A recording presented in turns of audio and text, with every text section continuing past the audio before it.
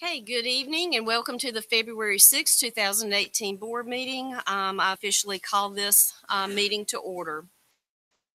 Mr. Sides will begin with the invocation. Madam Chairman, thank you. I'd like to introduce to the group tonight the Reverend Vic Weaver as the chaplain with the Union County Sheriff's Department. Reverend Weaver, if you would lead us in invocation, please. Let's pray. Father, we thank you that we live in a free country where we can meet and we have elected officials that are conducting the business that you have put before us. Father, I thank you that you have blessed our school system in the past and you will continue to do so. And I ask that you bless the teachers, the staff members, the volunteers, and the children as they seek to do what they do best, is teach and learn. And Father, we ask that you be with the board tonight, help them to make decisions that will glorify and honor you and that will create a legacy for the children to be able to follow. And we ask this all in Jesus' name. Amen. Thank you, Mr. Weaver. And I want to say a special thank you to everyone being here tonight and to the Union County Sheriff Office for partnering with us. Thank you. We will now have the Pledge of Allegiance. If everyone would please stand.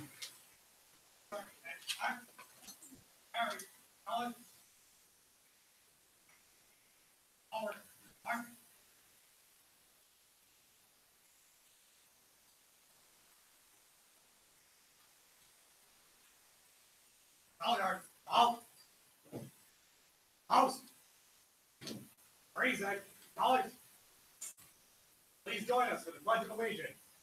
I pledge allegiance to the flag of the United States of America and to the republic for which it stands, one nation, under God, indivisible, with liberty and justice for all. Order. Knowledge. House. Forward. March.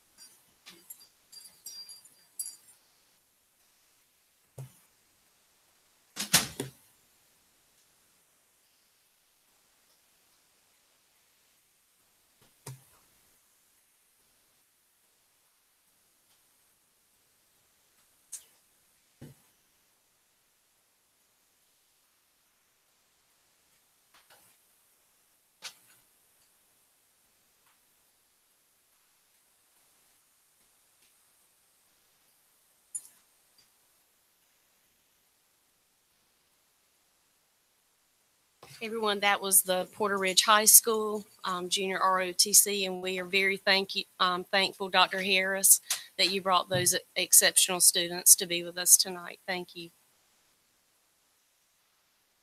Now we will have the approval of agenda. Madam Chair, I'd like to add 3 items to the consent agenda. Item G would be the EduCon contract for the energy conservation that we deferred until this meeting. H would be the construction management at risk RFQ for Sun Valley recommendation. And I would be the Western Union bond project approval. And then I would like to also, on 15, change facilities committee update to policy committee update. Will that be information or action? That would be information. Information. Thank you. Okay. Madam Chair, if it please the board, I'd like to add item 16A as an action item, true up funding request from the BOCC. Very good. Board, do you have anything else? Then I will accept a motion. Make a motion to approve the agenda as amended. Second. Okay, all those in favor? Aye. Thank you. We will now have the John H. Crowder Service Award. Board, if you will please join us at the front. And Mrs. Sturdivant.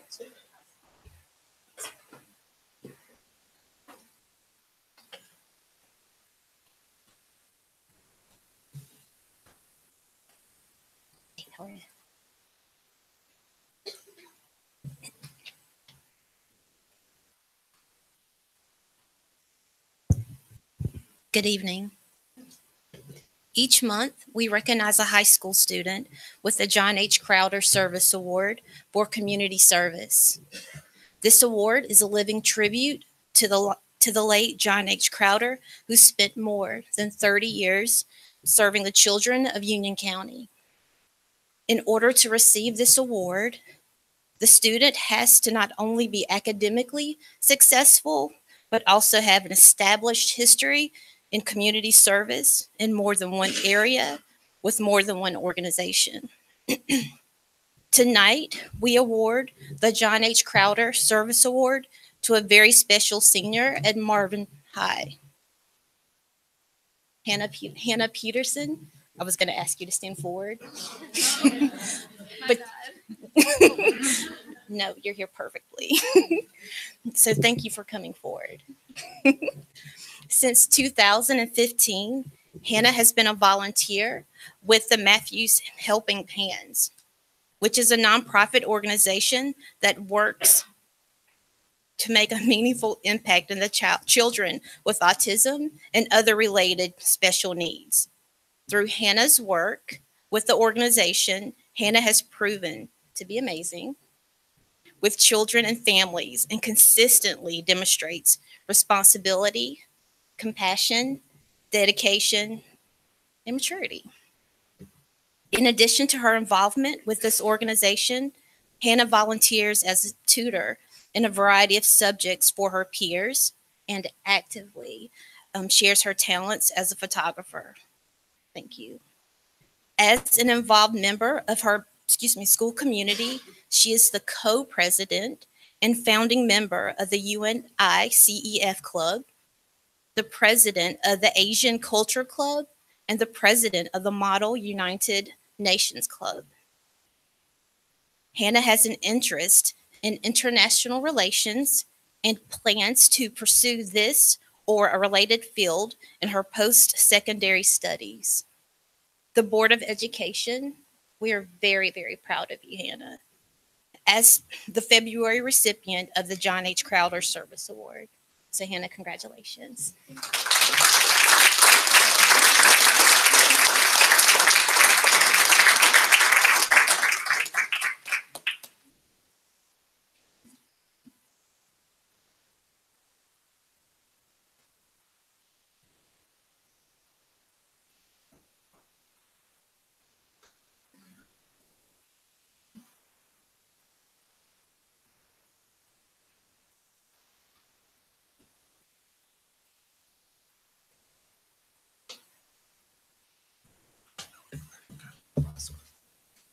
Good evening. The Union County Public Schools Employee of the Month Award recognizes employees in non-teacher, non-certified positions. It was created to honor those who have exemplary work and performance, those who promote positive morale, or possibly those who demonstrate initiatives or creativity that improve the operating efficiency of their department or district. Individuals can be nominated based on their performance, their customer service, or an individual incident that merits commendation. Our February recipient is Holly Weaver, Indian Trail Elementary Teacher Assistant. Indian Trail Elementary Principal Gina Chisholm will now come forward to introduce our recipient.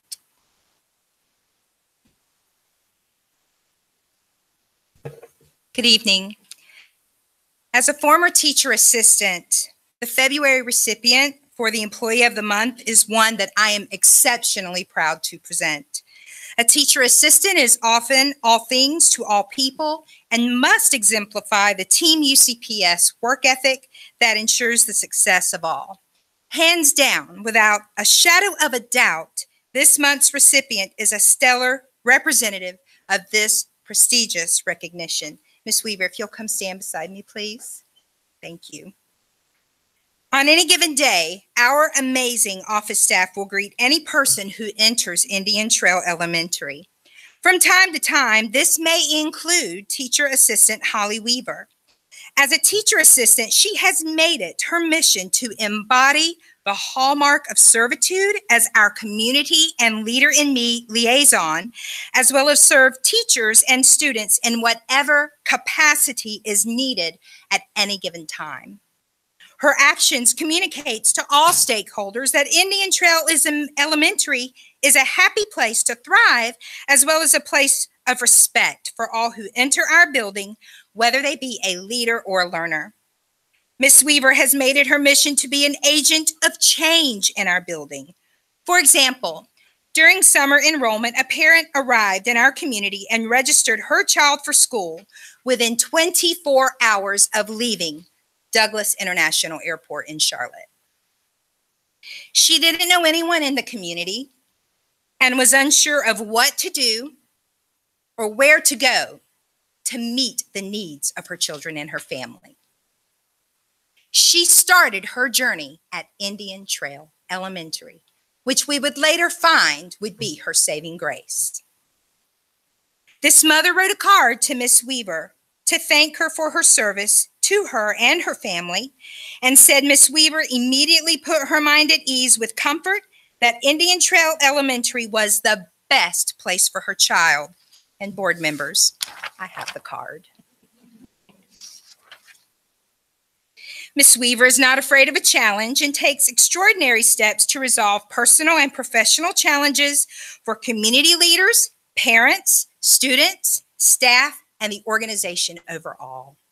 Her exemplary positive interactions with all stakeholders contributes to the power of leadership, teamwork, and how one person can make a difference. I will now read the Employee of the Month proclamation from the Board of Education and Dr. Houlihan. Whereas the Union County Board of Education values the hard work of each employee within the district, whereas performance is an essential part of district operations, whereas Holly Weaver exemplifies the performance, dedication, and teamwork essential to the success of the district and its students, now, therefore, we, the Board of Education for Union County Public Schools and Dr. Andrew G. Houlihan, Superintendent, hereby proclaim Holly Weaver as the Employee of the Month for the month of February 2018. I am so proud of you.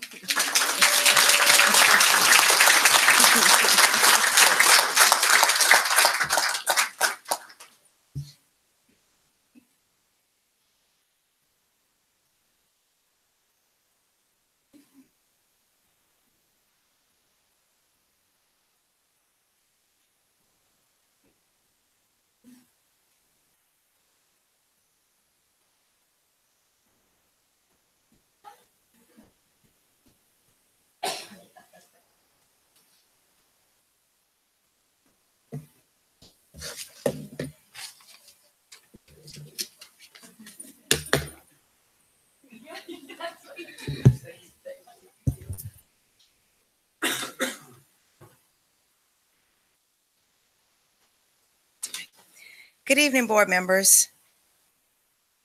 It is a special honor tonight, and I'd like to start by honoring our special recognitions by recognizing the UCPS communications team for receiving 15 Blue Ribbon Awards, as well as a Best of the Best award at the North Carolina School Public Relations Association's annual award ceremony. Blue Ribbon Awards recognize effective school communications and public relations and are the highest honor a school district can receive from the state's leading organization for school communications and public relations professionals. The team won a Best of the Best award, which is presented to the best overall entry in each category for Books and Brackets Reading Challenge in 2017 in the Special Programs and Events group. Collectively, the team also received 11 gold and 4 silver awards in the following categories: Excellence in Writing, Photography, Image Graphic Design, Marketing, Publications, special events and programs, and digital media engagement. Congratulations to the communications team.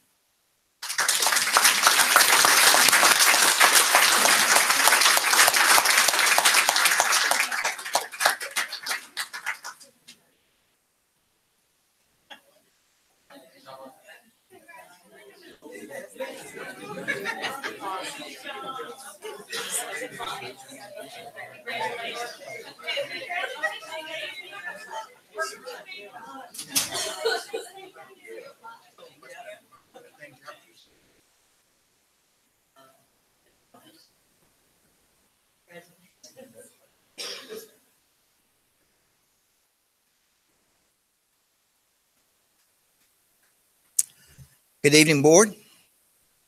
Tonight, we'd also like to recognize Coach Rick Spencer from Weddington High School. This is not Rick.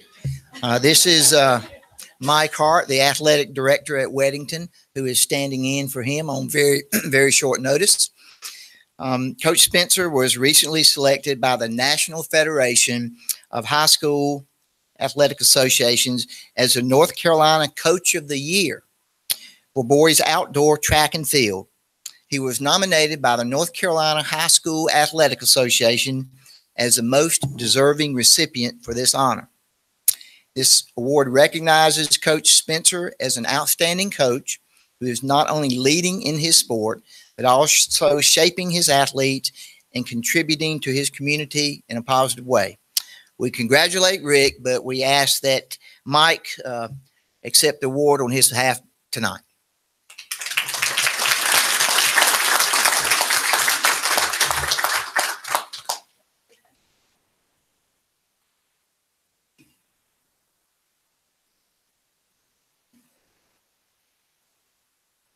Dr. Houlihan, board members, that concludes our recognitions for this evening. Thank you.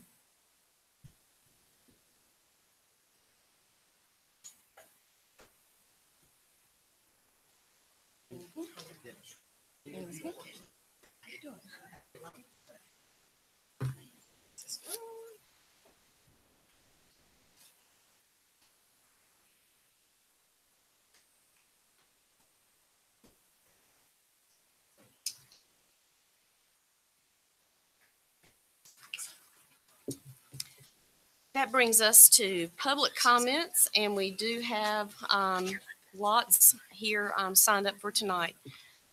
30 minutes has been allotted for public comments. Community members wishing to speak during public comments should state their name, address, phone number prior to beginning with their comments. The board will not hear in open session complaints about the performance of school personnel, personnel issues, or confidential student issues. Individuals may address the board for a maximum of 3 minutes. Any person who is an appointed representative for a group may address the board for a maximum of 5 minutes. Should a community member wish to seek information or share items that may not be shared during the public comments, our staff are available to address your concerns or provide information. Dr. Charles Faust, Chief School Performance Officer, Dr. Chris Barnes, Assistant Superintendent of Human Resources, and Dr. John Jones, Assistant Superintendent of Teaching and Learning, are here to assist.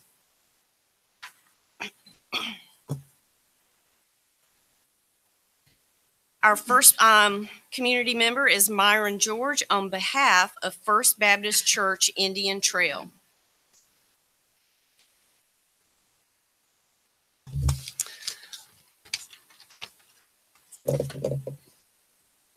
Thank you, Chairwoman Merrill and members of the board.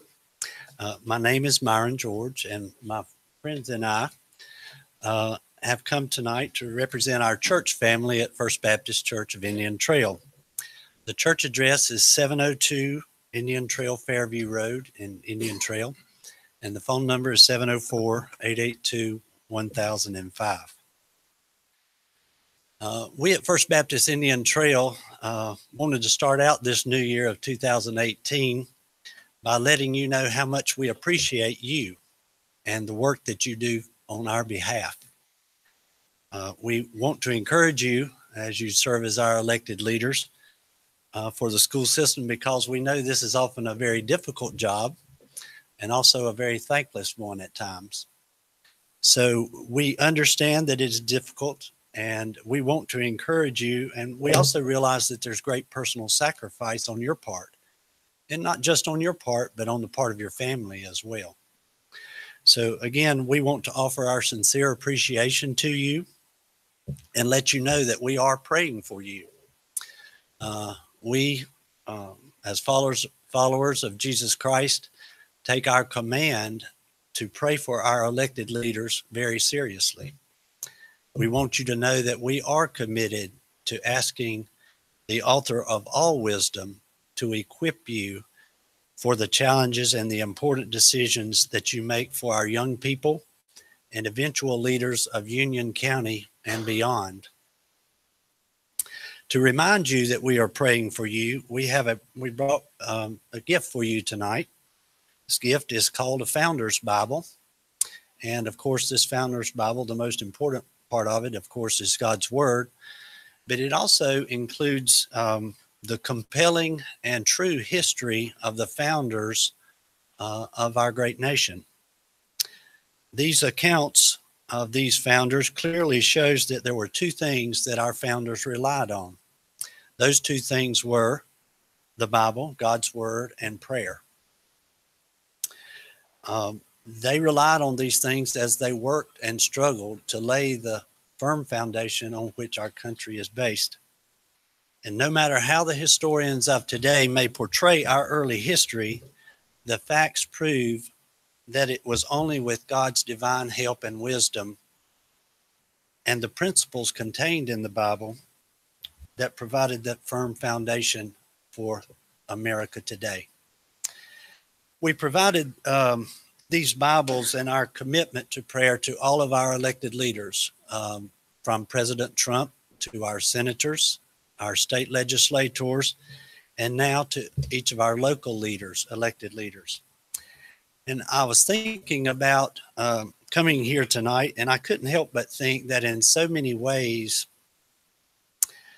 your role on the Board of Education really, in some ways, is much more important than some of these other elected roles. Because the policies that you create literally shape the hearts and minds of the young people who hold our future in their very hands. Besides the role of a parent or family, I can't think of a more important responsibility for the future of our country. With that said, we strongly believe that our prayers for God to equip you is not only important, but necessary for our nation to return to its founding principles and greatness. So we'll give you these Bibles in a few minutes, but as you turn to the presentation page of these Bibles, you will see signatures of those who have committed in writing to pray for you. Unfortunately, we were unable to post all of the signatures in each of the Bibles because we had almost 3,000 people to sign their pledge to pray for you. So we hope you will accept and use these Bibles as a token of our appreciation and to remind you that we are standing behind you in prayer. Thank you so very much for your service to us, to our county, to our state, and to our country. May God bless you all as you continue to serve as our elected leaders. Chairwoman Merrill, may we present these Bibles to the board at this time? Thank you.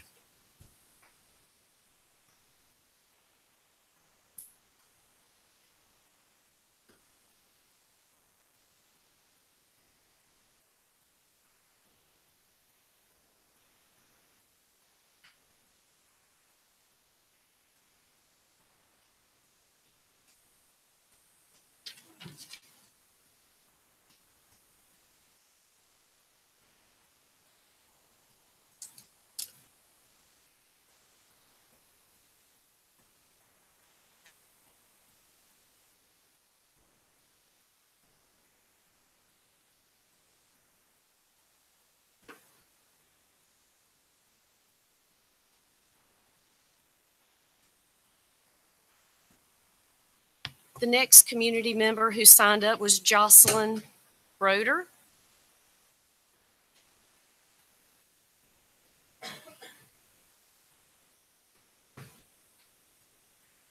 My name is Jocelyn Broder. I live on 7141 Cobble Creek Drive. That's Matthews, North Carolina 28104. My phone number is 980-207-9834.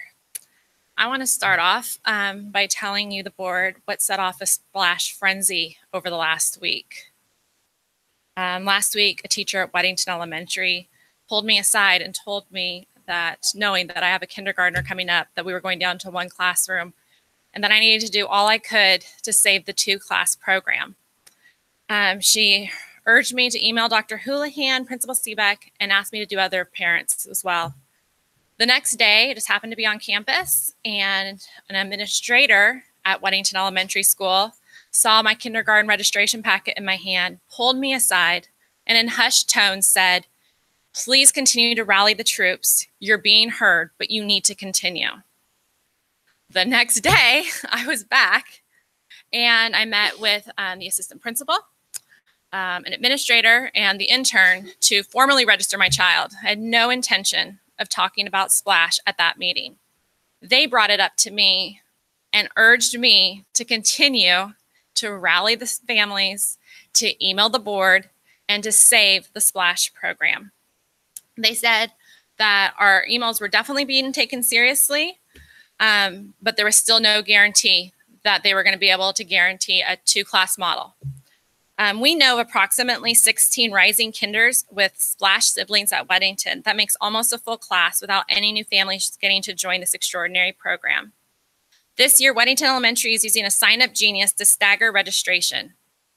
On the sign-up, you must indicate if you want your child considered for the Splash program. So far, of the families that have registered, 60% have indicated they want their child in Splash. Demand is there, the program is thriving, yet we can still not get a straight answer about how many Splash kindergarten programs will be offered at Weddington next year. We'll have to see after alignment and after things are made equitable, is what we are told. What I do not understand is why any school would ever even consider going back to a single classroom when the program is thriving, demand is clearly there. Why is there even a conversation, and why can't we be given a clear and direct answer when a direct question is asked? Last week, Splash Panic was not just a rumor overheard and misunderstood in the hallway. UCPS employees were giving us information from the inside, albeit accurate or not, that set off the alarm bells. When the first official response was given to us, it only furthered our fears. Everything is questionable due to the realignment and ensuring all things are equitable. Those 2 words continue to pop up every time Splash is discussed. Realignment and equitable. Those are the 2 words I want to further address with you. First, the realignment. This county is one of the fastest growing counties in the state. Realignments are unfortunately going to continue to occur. As the Splash program continues to expand and be a cornerstone of UCPS, do you have a plan to protect existing students and their siblings? There are rumors that siblings may be split amongst schools due to realignment. Ms. Broder, your time has expired. Thank you very much. You want to finish? I think the third person can pick up from where I'm at. Is that Dan? Okay, I have the next person signed up as Patrick Garrity.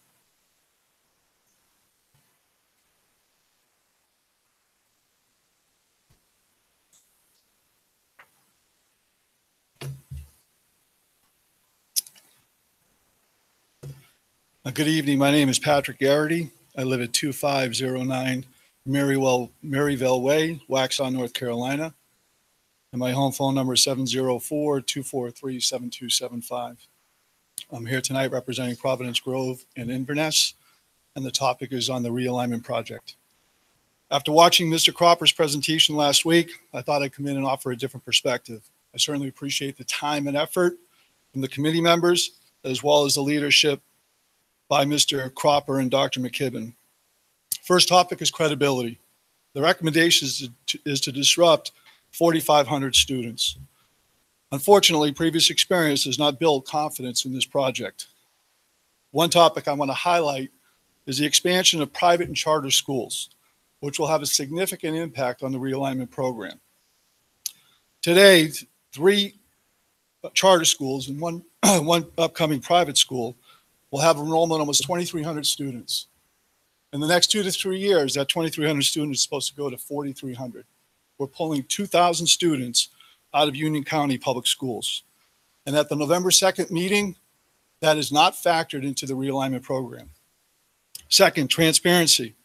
To ensure open communication, interested parents were able to observe the advisory committee, watch videos of the meetings online, and then access documents on the web. Yet questions still linger. Why so many new or modified options were introduced November 2nd at the November 2nd meeting? Who decides which appeals are heard? An appeal, and when are they heard? Why are appeals from some associations deliberated and approved while associations with the same criteria are not? Communication is critical to eliminate doubt and suspicion.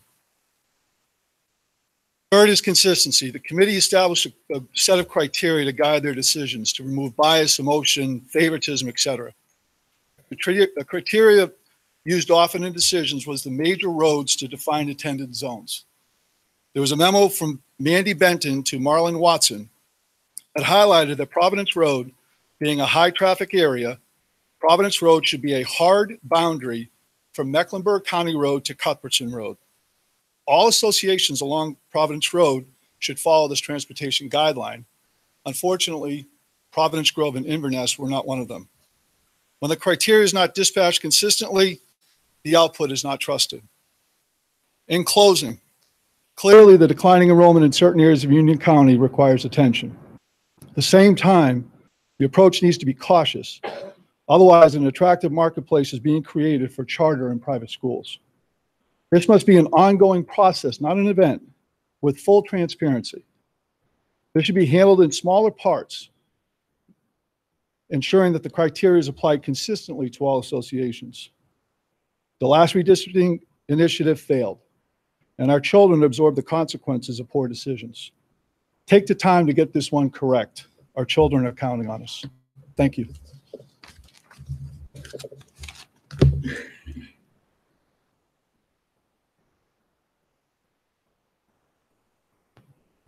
Okay, we will now hear from Dan Nocella.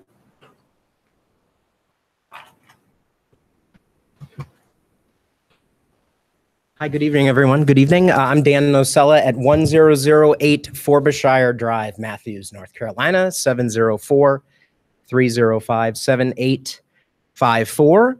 My daughter Eve is in first grade at Weddington Elementary, and she is with Senorita Rangel, which I've been corrected many a time on pronouncing her name wrong by my daughter, in the middle of her second year at the Splash program. I can't speak enough about how Eve has grown by participating in Spanish and in the Splash program.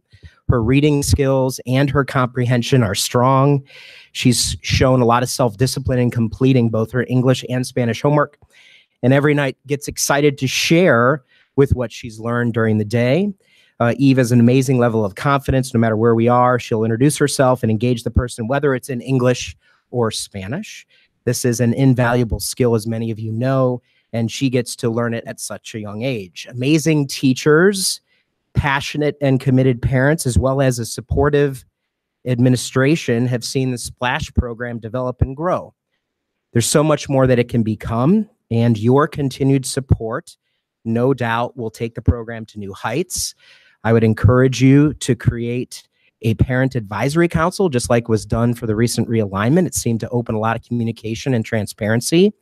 And this way, if there's any conversation about what can we do to make it better, or what are we potentially thinking about, that's always better to help parents get involved and craft some outcomes without feeling as though we're outside or hearing rumors that may or may not be true. So again, thank you to Dr. Houlihan, Dr. Barnes, Ms. Seebeck, and the school board for your ongoing and continued support of Splash. Thank you.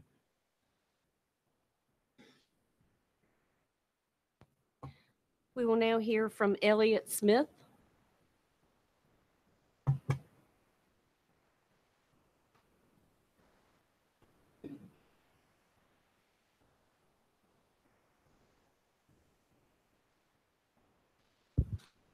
Elliot Smith, 6117 Pumpernickel Lane, Monroe, North Carolina, 540-239-4512. I'm here tonight as a parent and out of concern for the future of Wesley Chapel Elementary School and its students, current and future. As you all likely know, there's a proposal in place to change land use at the intersection of North Carolina 84 and Potter Road to allow for high-intensity commercial. This is the space immediately across the street from Wesley Chapel Elementary, across 84. My concerns, and those of the parents that I've talked to, are not around growth in the community or developing the land, which is probably inevitable, but specifically about the type of development and businesses which have been proposed. The developers made many different proposals for this space in order to try to win over the community. They're vastly different, with two exceptions. All of them call for a commercial change, and all of them call for a gas station and a fast food location to be directly across the street from the school. If commercial use is allowed, the school and the community will have little to no control over what other businesses may be placed there. And this brings me to what concerns me about this type of development specifically. Commercial developments attract crime. Commercial properties, specifically convenience stores, gas stations, and fast foods, top out the list of the FBI list for robbery. This exposes our children to entirely unnecessary dangers and also dramatically increases the risk of lockdowns at the school, which impede education. Depending on the other businesses which are solicited, it could also be a safe place for sexual predators or individuals that would wish to harm our children. This isn't a likely event, but it is a possibility. My second concern is also related to safety. There are 3 roads and intersections in the near vicinity which are very poorly rated. The truth of the matter, though, is that the flow and volume of traffic through this intersection are already a problem. In the past 3 months, there have been multiple overturned vehicles, an accident that resulted in the death of a mother, and this is on top of normal issues. A commercial development in this area will add more traffic than either the residential or office institutional it's currently zoned for. In order to sustain businesses, it will also likely increase the number of trips through the area while school is in session. This is like adding fuel to a fire, which we already know is burning out of control. The current proposals to deal with this, roundabouts, turn-off lanes, are woefully insufficient for what's already there. This is a hazard for our children. Third, I'm concerned about the education my children will receive. Lockdowns, tardiness, and a loss of security don't rule out a good education, but they certainly make it more difficult for students and teachers alike. Fourth, changes here set precedent. They set precedent for commercial property and the remaining space, and I don't know how the school can survive in that location being surrounded by dangerous intersections and roadways and commercial development. And second, and this is important for all of Union County, there are not other elementary schools that are positioned this way next to commercial developments, and there's a good reason for that. I've already named them. It poses a danger to our children.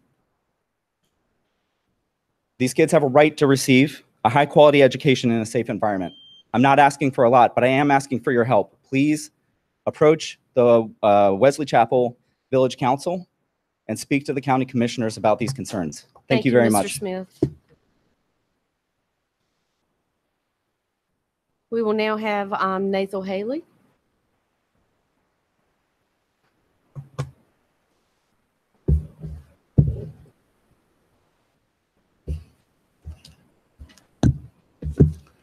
Good evening. Nathan Haley, 205 Old Williams Road, Wingate, North Carolina, 704-324-0031. The purpose and aim of the Union County, North Carolina branch of the National Association for the Advancement of Colored People shall be to improve the political, educational, social, and economic status of minority groups, to eliminate racial prejudice, to keep the public aware of the adverse effect of racial discrimination, and to take lawful actions to secure its elimination, consistent with the effort of the national organization and in conformity with the Articles of Incorporation of the Association, its constitution and bylaws, and is directed by the National Board of Directors. And we would like to ask Mr. Rape at this time, submit your resignation, because this does not make a good example for our kids. Thank you.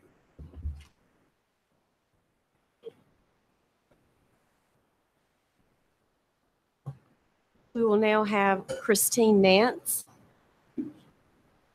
Oh.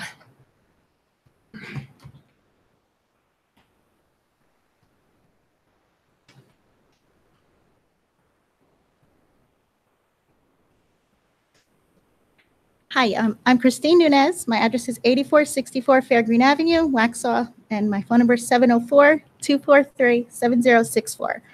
I'm just sharing my experience and opinion. I have lived in Union County for 14 years. My children were younger during previous redistrictings, but I knew how my then neighborhood was affected. I moved thinking that would secure me. It did not. At the time of the last redistricting, I had a rising first grader, fifth grader, and rising seventh grader. I was against redistricting, and I especially felt that my current neighborhood, Barrington, being moved to Cuthbertson Cluster, including Newtown Elementary, just made no sense location-wise at all.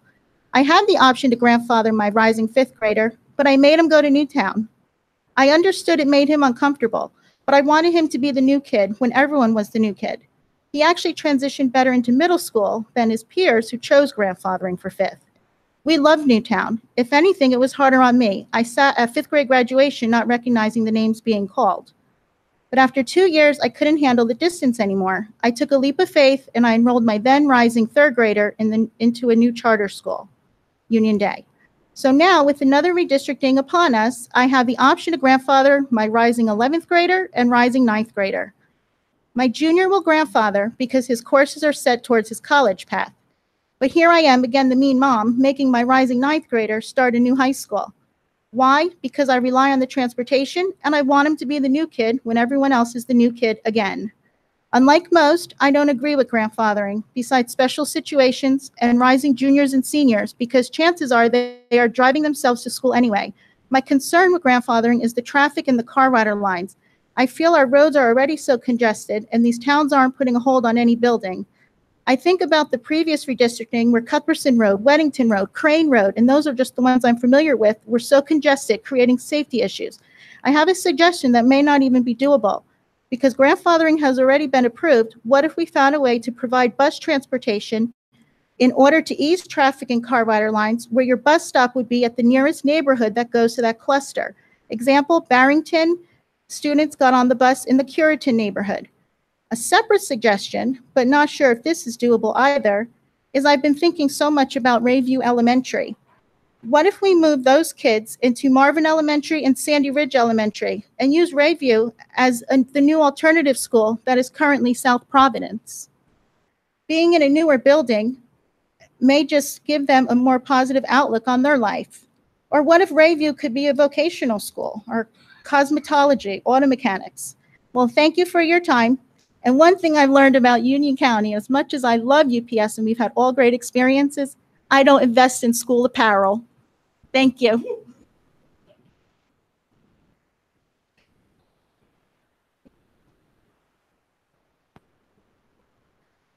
We will now have Blanca Hernandez.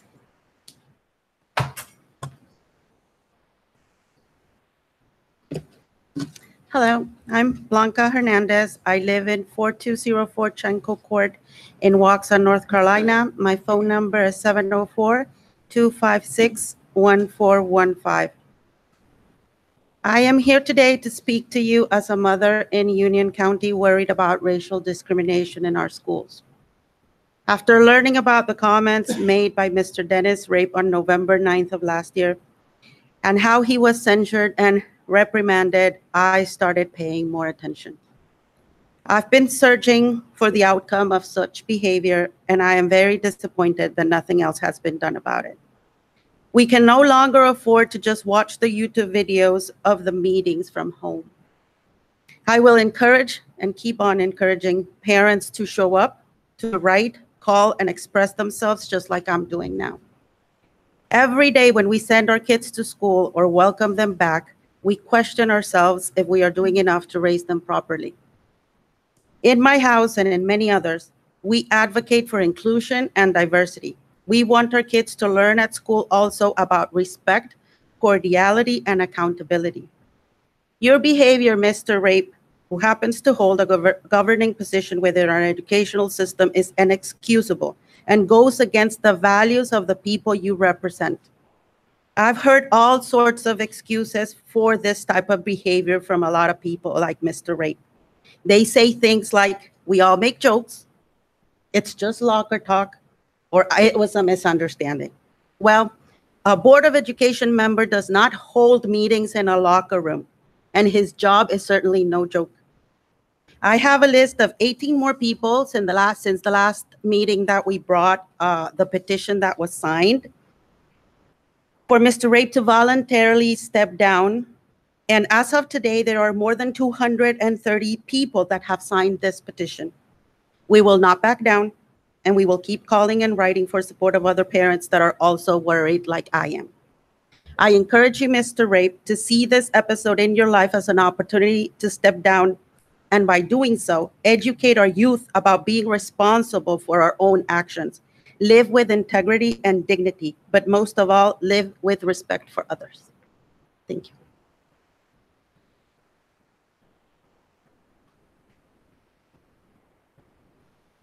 And last, we will have Ashley Miller.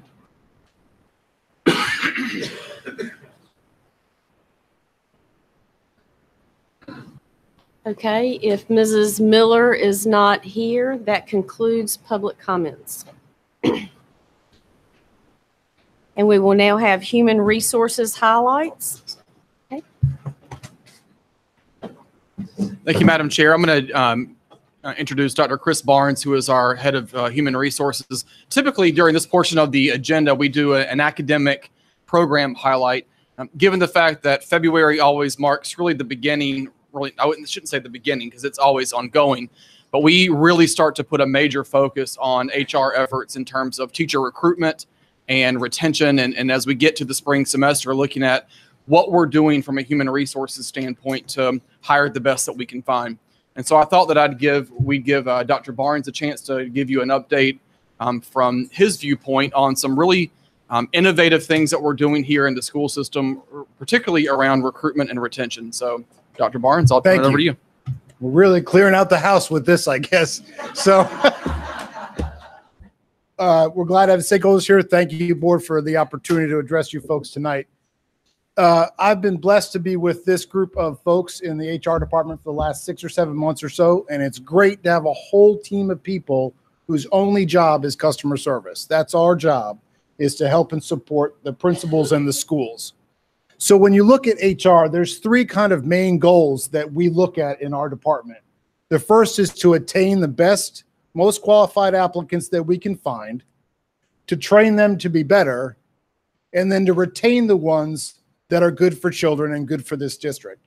So when you look at that, you break into 3 pieces. And the first one we really focus on is the attainment, especially during this time of the year when we know our big recruiting push is coming up. So when you look, just a couple of statistics for you folks, we have a little over 5,000 employees, full and part-time, that work for us in our district, licensed and classified. Over the last 3 years, this is our teacher retention data. Whenever you see a red arrow, we're a little higher than the state. Any place there's a blue, we're lower than the state average in turnover for teachers. There's no place that we're more than a couple of percentage points off, but it gives you a little idea of the number of teachers we need every year. And when you look at that, do you want to turn some of the lights down? Is that better? Yeah. Thank you. When you look at that, we have between 350 and 375 new teachers that we need to hire every year just to keep up with attrition, retirement, and that sort of thing. Well, luckily, having a whole team of people that are smarter than I am, we've come up with about 12 or 13 different recruiting initiatives that we're working on. I'm not going to give you all of them. We're just going to focus on kind of the top 5 that we're working on right now. And the first one and the main initiative that we're pushing forward this year is something called Hire Forward. And that Hire Forward process is to interview people every week, whether we have vacancies or not. So the idea is every week we interview people for high need positions, math and science, middle grades, K-6. Every week we do interviews. We then put them in a pool of candidates so that whenever there's a vacancy, we already have people ready to fill that vacancy. The other thing we're doing is we're hiring new teachers rather than using long-term substitutes. So a perfect example, we have a teacher go out on medical leave in January. Maybe she's on maternity leave. She's going to take the rest of the semester and come back next year. Rather than using a substitute, we'll hire a new teacher to go into that room, finish out the year, and then we're one teacher ahead when we have a vacancy sometime in the summer. So in that way, first, we always have a certified teacher with the students, and two, it lets us gain ground on vacancies we're going to have in the future. The whole purpose of the Hire Forward plan is we want to have people waiting for positions, not positions waiting for people.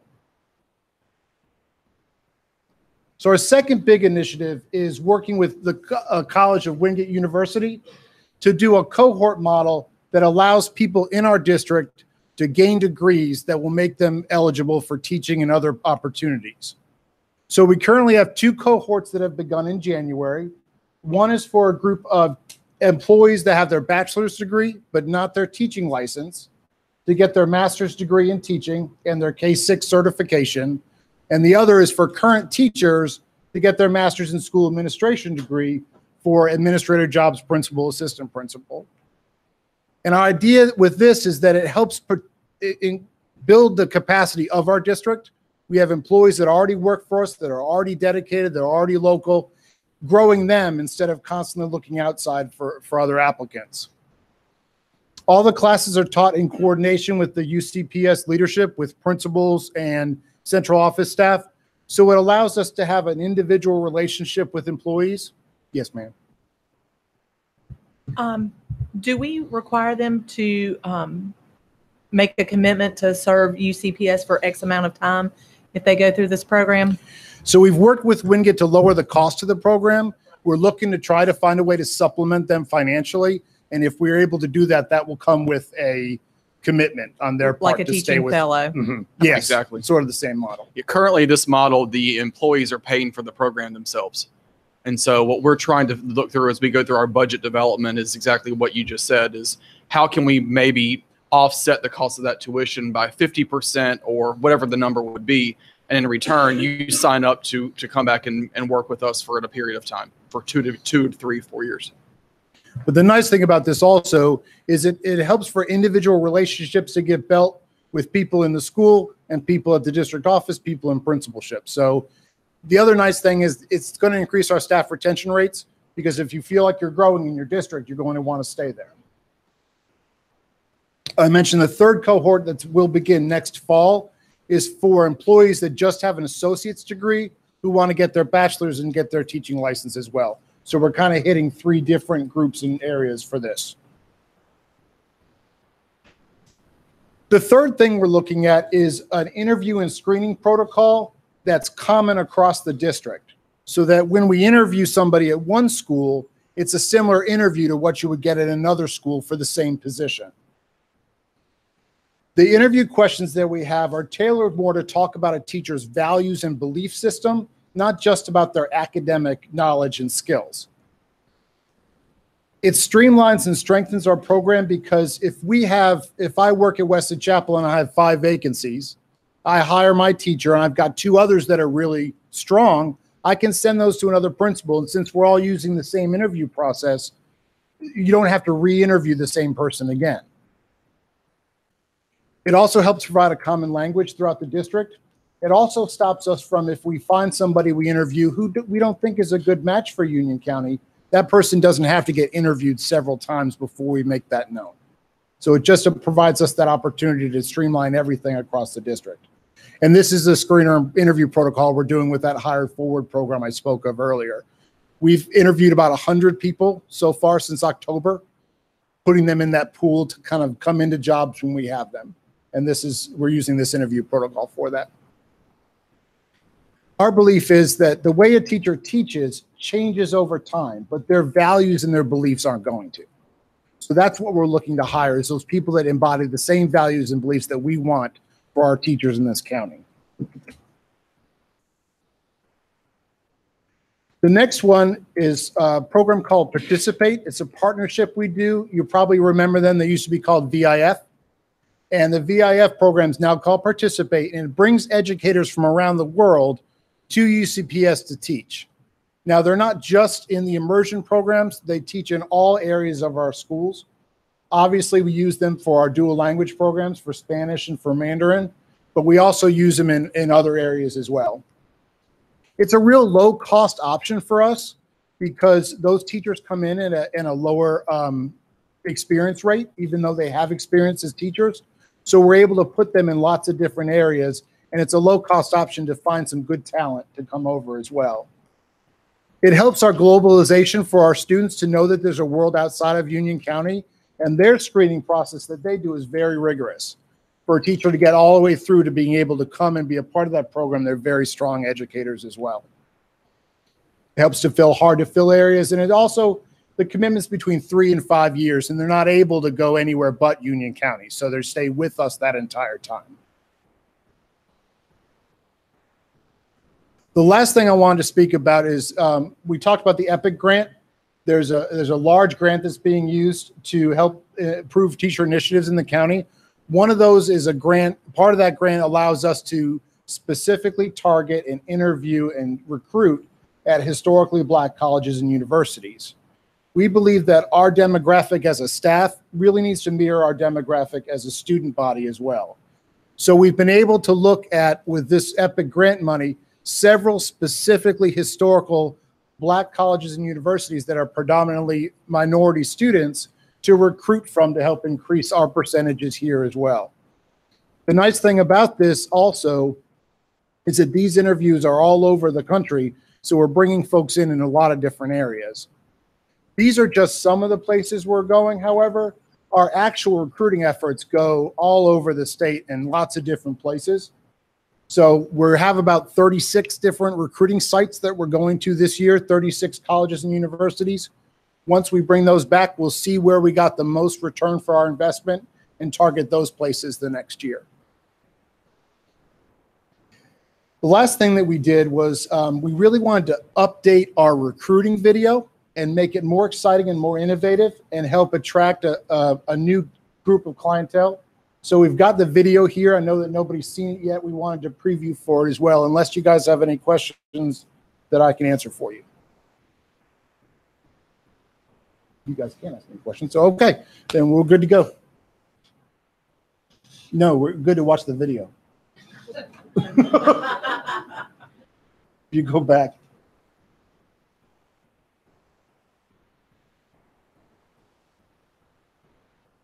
All right, just click on the logo.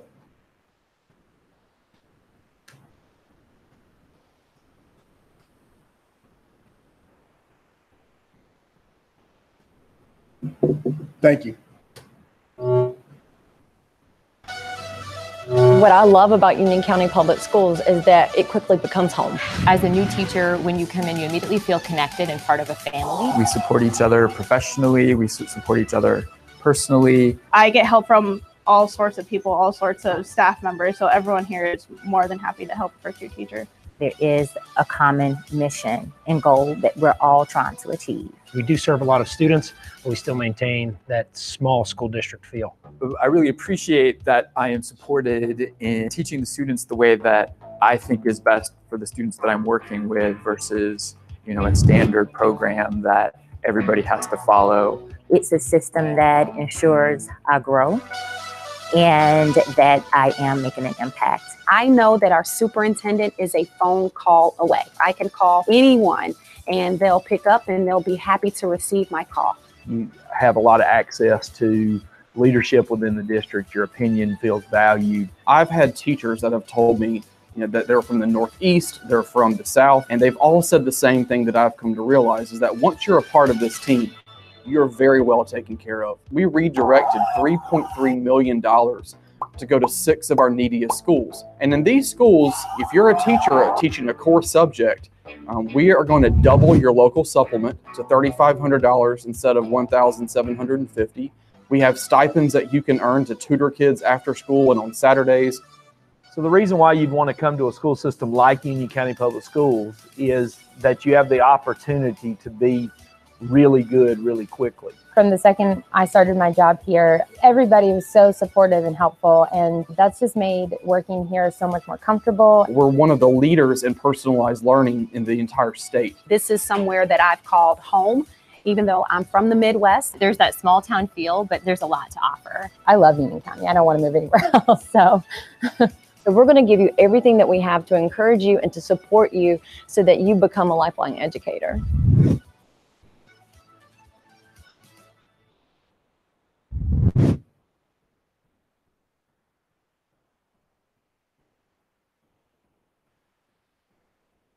Thank you. Dr. Barnes, thank you so much for that presentation, and all those people who exited the room, they missed out. We'll get the resume so we can. Okay, open session meeting minutes for January 4th. Board.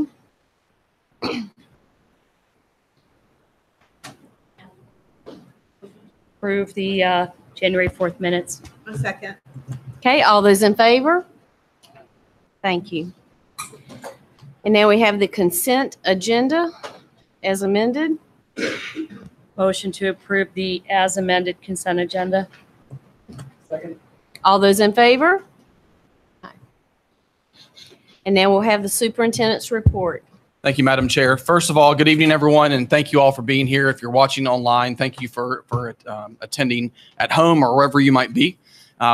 I do want to say, first of all, under the consent agenda, there was an item on there that had gone to the curriculum committee that the board has very much supported, and that is our efforts around literacy.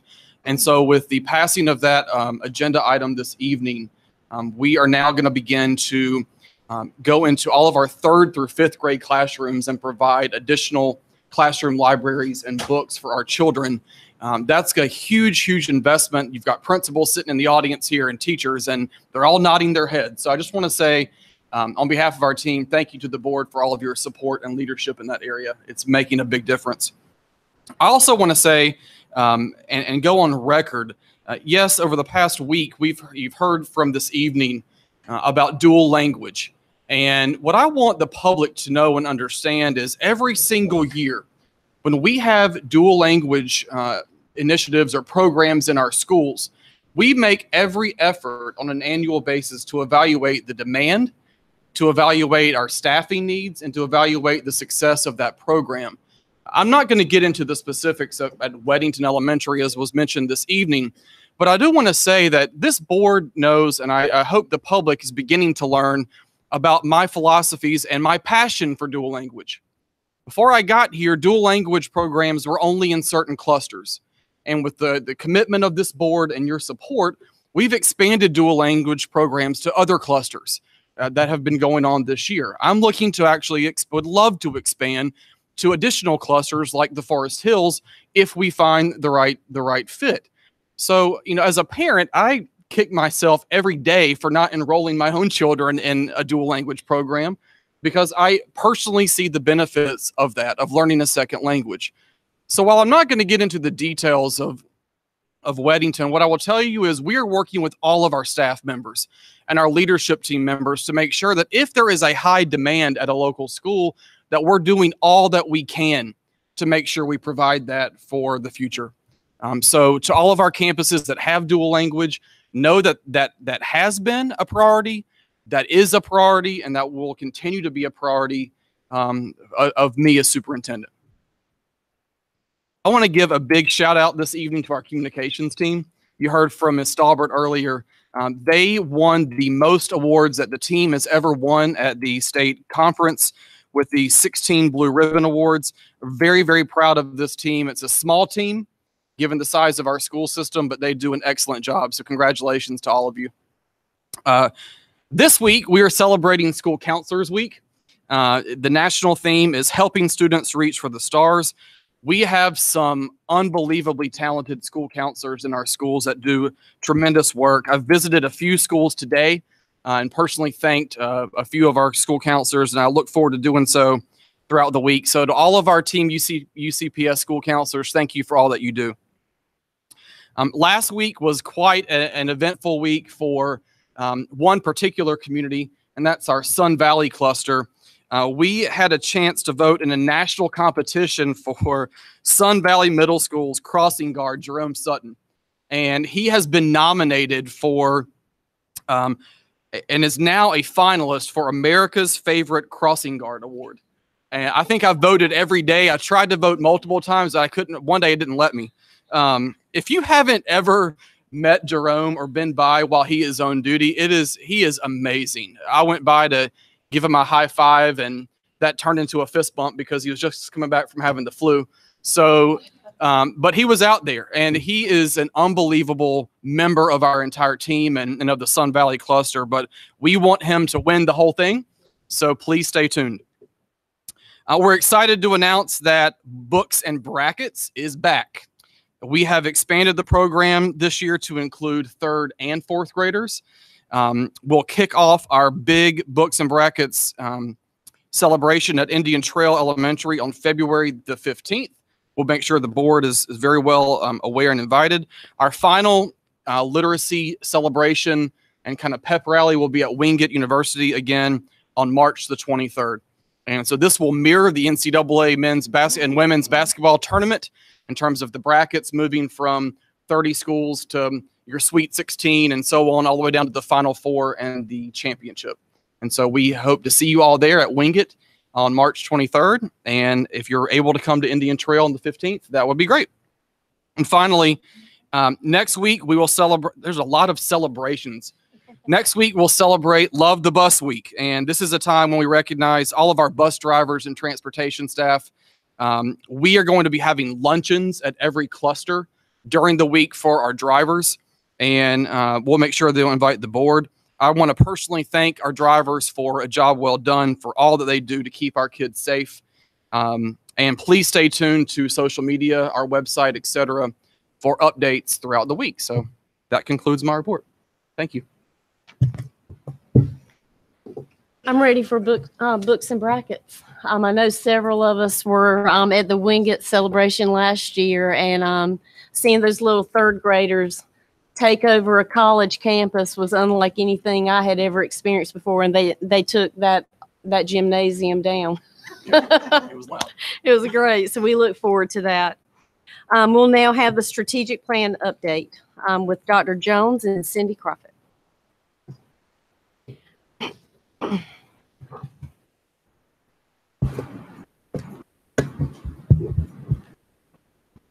Good evening, Board of Education members and Dr. Houlihan. We are still committed to providing and fostering a learning experience for students, but not just a learning experience, but positive learning experiences that we continue to build, not just for great test takers, but we build for character and lifelong learners and good skills for all students. Part of your strategic goal is working with our students and providing social emotional learning and supports for our students.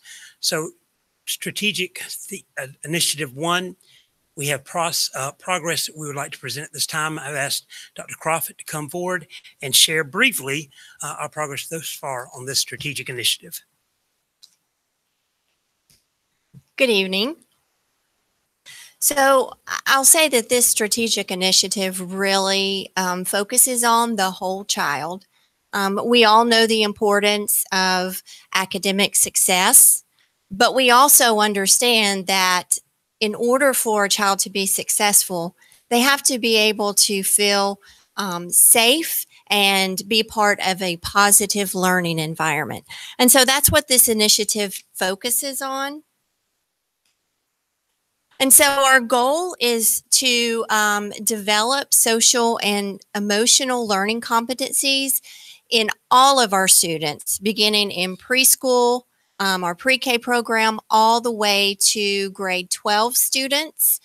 And the focus of this is to really help teach students how to manage their emotions, as well as how to interact with one another, with their peers, with adults in a positive and in a positive manner, in respectful manner.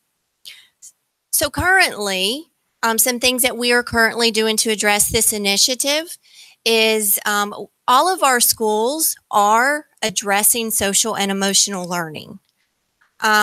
However, one of the things that we know that we need to do, because we do not yet have a district framework in order to organize and highlight those the social and emotional learning competencies. So we know that that's something that we need to work on.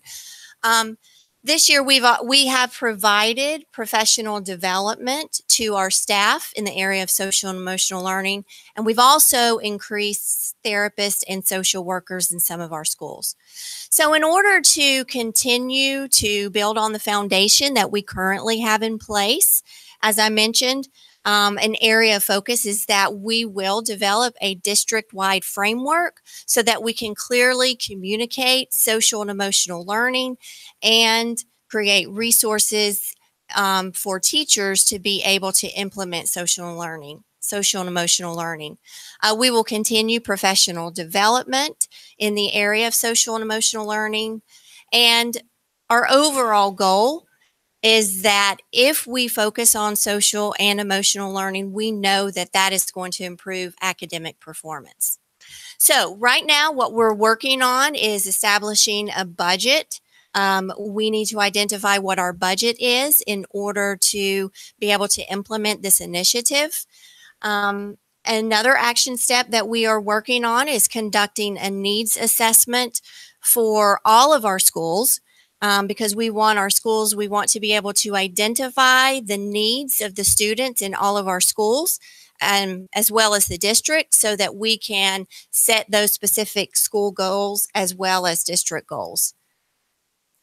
In moving forward, we will begin to compile the resources, the materials that we will use to fully implement social and emotional learning competencies. And of course, we will provide professional development. We will train all of our staff to understand the framework and how to use the resources to fully implement this initiative. And of course, we will continue to provide professional development and train the teachers. So I know that you all have handouts, and the handouts that were provided just walks through the timeline of the action steps. So I will ask if there are any questions at this time. And let me add to this. This was included in your handout, but I'll give this to you as well, that you'll have this. In addressing some of the specifics, extending what Dr. Crawford has spoken about, we have worked with really putting some good, thorough training in place to support our elementary schools in particular, with some mindfulness strategies, that's student wellness, looking at teacher wellness as well, looking at our staff, how we can continue to look at supporting an awareness of making sure that we're all taking care of ourselves as we learn. Mental health first aid at the middle and high schools, a national program that we have completed our second year of training and provided. In the middle and high school, we actually have teams at each of those schools that are response teams that are helped to support as well. That curriculum, they're extending that to elementary. So once that is developed, we would look at putting that into place. And then overall working with our therapists as Dr. Crawford stated. So this is a work in progress, but we already have some tangible efforts. And my last point is, you probably have heard us talk about MTSS, multi-tiered systems of support, how we look at the behaviors as well as support models for students in learning. This aligns with our MTSS efforts and work. So we integrate that in as well. We've had some behavior strategies and goals even developed for all of our buses as an example through these efforts. So we're getting to put more of those specifics there. And we can answer any questions that you have. I have a question. So this is preventative too. So my daughter just told me that Monday for her health class, they're going to do yoga to learn how to deal with stress. And this is 8th grade. So is this that's part of this? Great. PE teachers in the county actually participated in elementary one day and middle and high school is one day on strategies that they can use for wellness. Yes. Well, Marvin Ridge Middle is doing just that. We will give them an A for today. Thank you. Thank you.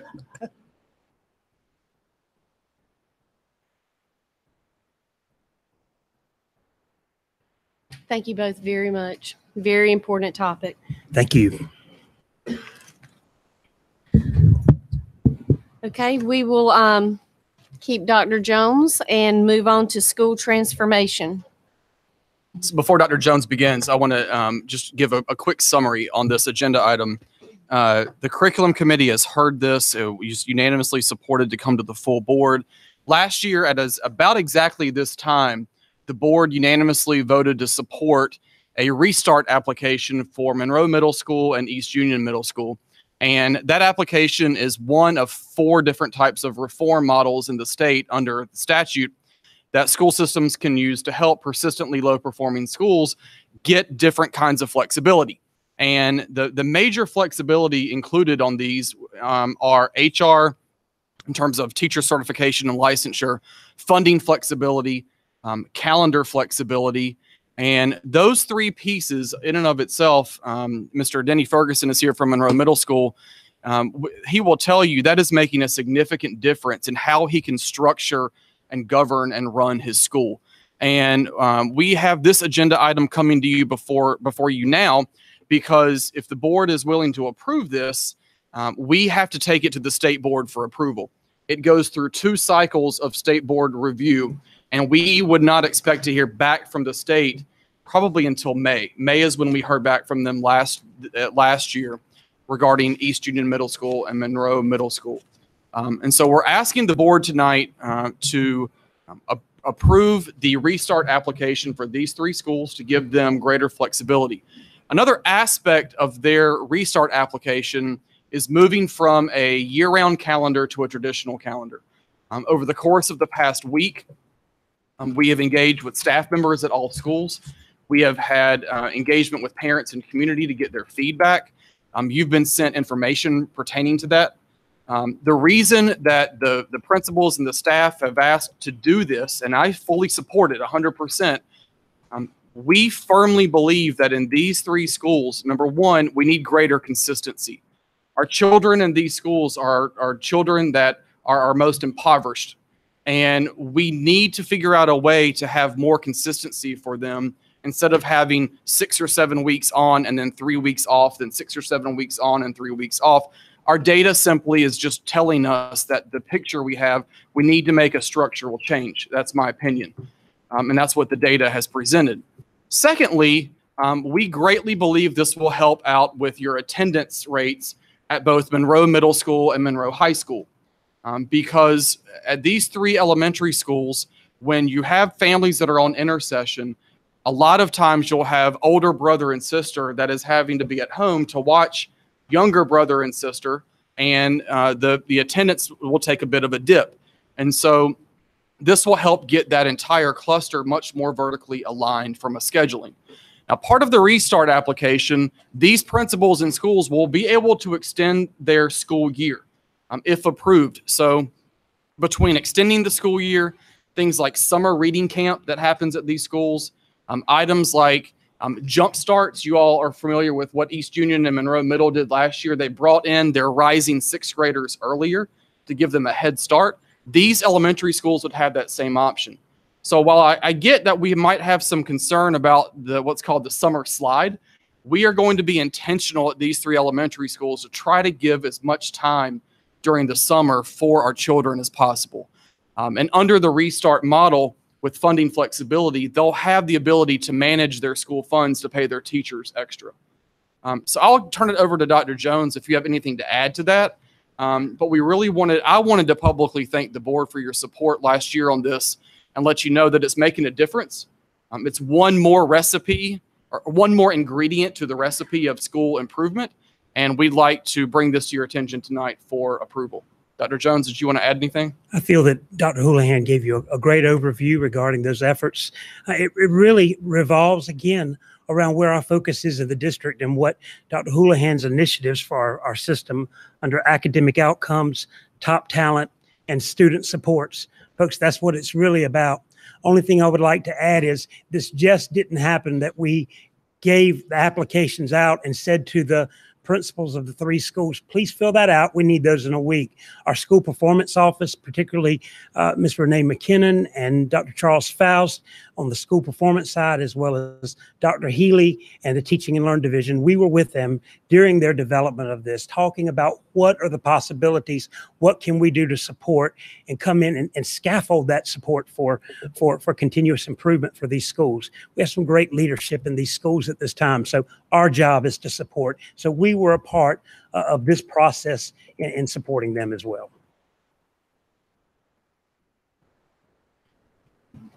Madam Chairman, I will offer a motion that we approve the restart application for Benton Heights Elementary School, Walter Bickett Elementary School, and East Elementary School. And this does come voted unanimously out of curriculum committee. Okay, if there aren't any questions. I just have a quick question, and I don't want to put you on the spot if you don't know. I know that, so this will, if this is approved, it'll take effect next school year, right? It would take effect, yes, fall of 18. So right now they get out May 25th, and that's what they would do. So I guess, do they still have funds to be able to do, because that's a long time between August, to be able to do something over the summer to keep the. Yes, I've talked to Mr. Covington multiple times about this. They will still have funds available to continue to do tutoring and extra work during the summer.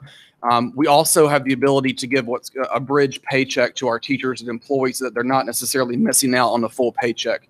When we made this change several years ago at Monroe Middle School, the finance system was able to put that in place, and that will happen again this time.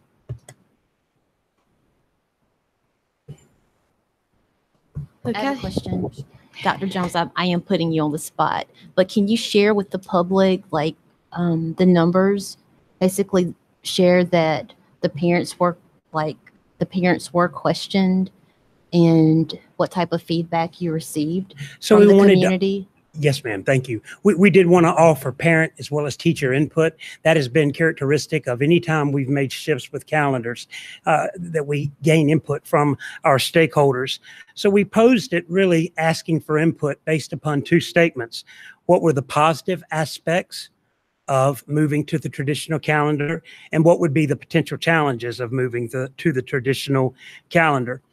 We gave those out a week ago. Tuesday evening, they were sent home a week ago. So I actually went to schools and collected some forms this morning, and as they've taken the week for those to come in.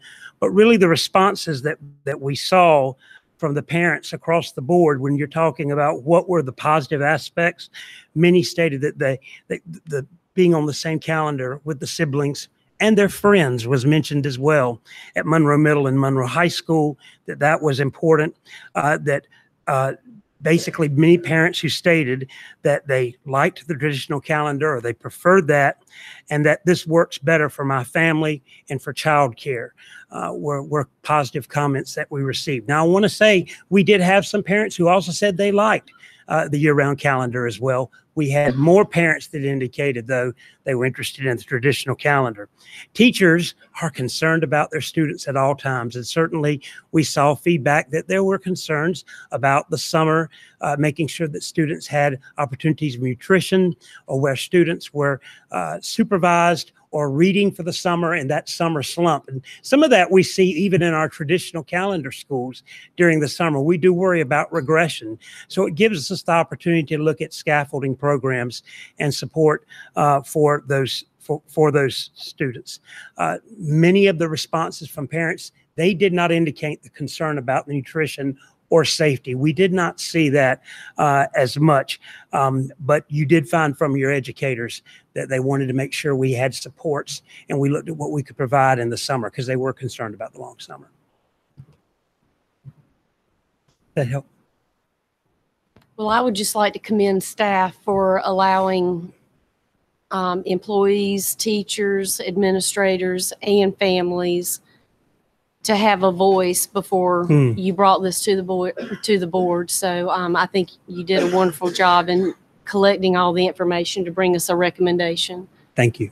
Thank you. So with that said, we have a motion. Board members, all those in favor? Okay, there you go. Thank you. Thank you very much. You have to approve the calendar too. Gary, is that you? Did that come out of curriculum? I'll make a motion to approve the revised traditional calendar as reported out from the curriculum committee. Okay, without any questions, all those in favor of a school calendar going to traditional? Okay. Okay, all those opposed? 1. Oh, 2. Okay, thank you very much. Motion passes 7-2 for the calendar. And now we will have a policy committee update from Mrs. Hindle. Thank you. Board members, yesterday you should have received some information with respect to middle school grandfathering. At the last policy committee meeting, we talked through a couple scenarios, and after not really finding a middle ground, we decided just to bring it to the full board. All the charts have been updated with the final BF1 option that was recommended by the Citizens Advisory Committee. So you have the Rising 9 through Rising 12 sheet, which is for next year. That has already all been approved, all the grandfathering of that. You have, so we looked at 3 different things that we could do for the middle school students, or at least talk about, is we could do the entire middle school, allow the rising 7th and rising 8th graders to stay where they are until the terminal grade of 8th grade at the middle school. We talked about allowing only rising 8th graders to stay at the middle school until the terminal 8th grade. We also talked about what it would look like if we grandfathered all this rising 7th and 8th students next year through middle school and through high school. So you should have all those charts now. Last time in the last redistricting of 2014, they grandfathered rising 8th graders only until the terminal 8th grade. That was 56% of the students took the rising 8th grade grandfathering. So if you could look at the 50% or the 75%, for the most part, the schools are within and under 90% of capacity. There's a couple of them that are a little bit higher, close to 100%. Border Ridge Middle School and pre-bond, but they currently have, or they have 20 MCRs in their backyard, so they could handle it. Sun Valley would be slightly over 100%. They too have 9 MCRs. And the number that it would take it up to was less than what its current enrollment is right now. So there's that. And Weddington Middle would be slightly higher than 100%. The all middle school one kind of goes along the same thing. The percentages and numbers are a little bit higher because you're doing 2 grades instead of 1. And so those you should have. With respect to the rising 6th and the rising 7th graders going all the way through, if you just look at the rising 6th, that'll include the rising 7th all the way through the high school. The rising 6th graders would graduate in 23-24. So that would be 6 years from now, from when we approve the grandfathering from a school year perspective. Some of the things just to kind of point out, Forest Hills and Marvin Ridge don't have any students moving in through the option. They only have students moving out. So a thing to take into account there is that if 75% of the students that were moving in decided to take grandfathering at their existing school, that would mean only 25% of the moving in students would go. If that were to happen at Marvin Ridge, for example, they would be below 70% of capacity in 23-24. So just kind of some things to think about. This was just for information now. I know you didn't get it till last evening. We'll talk about it again at our work session on the 27th, but that's where we kind of are. So it just gives you the information. If you have any additional questions, anything like that.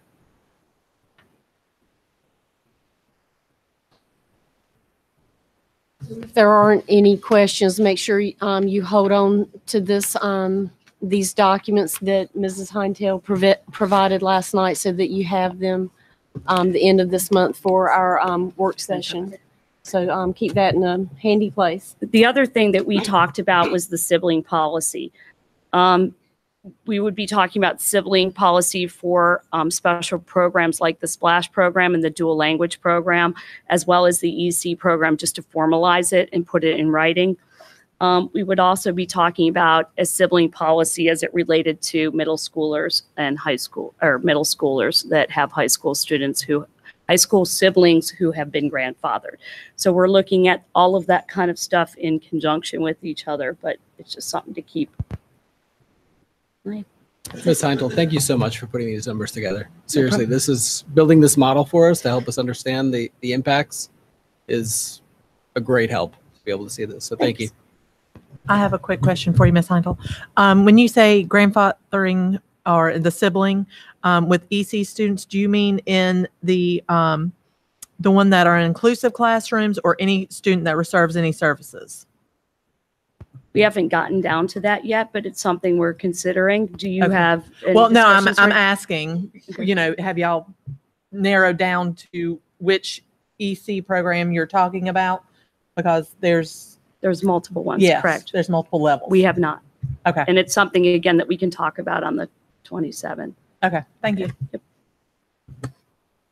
And with that question, if there's any information between now and the work session that you would like for staff to pull for you so that you can bring that with you with your questions, go ahead and be thinking about that. Well, I think we need to go ahead and ask overall how many students at each of these schools receive services, which ones are inclusive classrooms, and which ones just receive just pull-out services.